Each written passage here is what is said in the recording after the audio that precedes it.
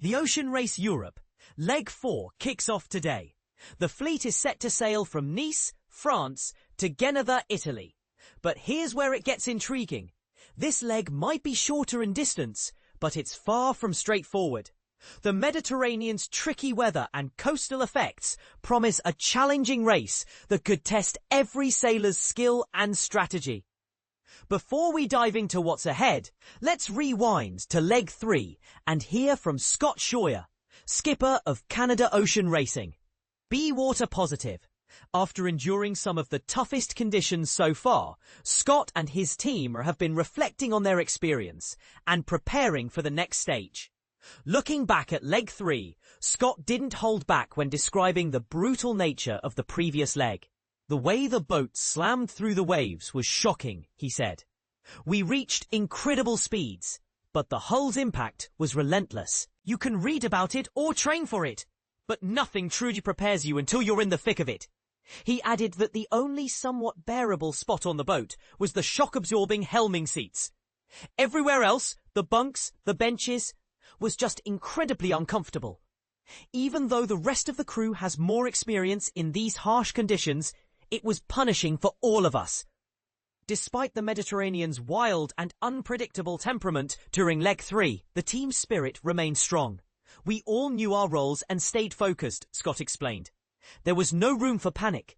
It was a collective effort to reach the finish line as quickly and safely as possible. Teammate Pip Hare described one day as feeling never-ending, and Scott agreed wholeheartedly. It really did feel endless.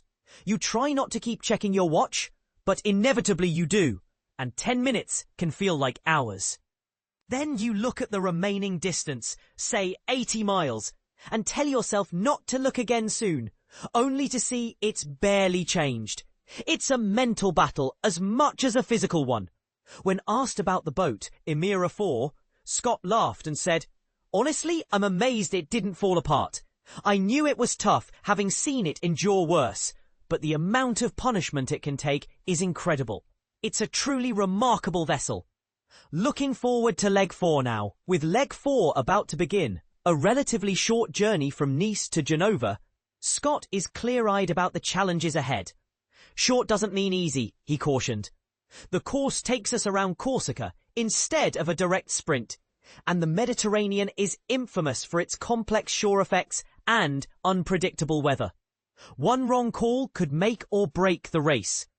Regarding the forecast, Scott shared, "It's hard to pin down exactly what we'll face, but it looks like everything from very light breezes to winds over 20 knots. One weather model even shows the wind shifting a full 360 degrees, so the team will have to be on their toes, constantly adapting their strategy." When asked what success would look like for this leg, Scott didn't hesitate.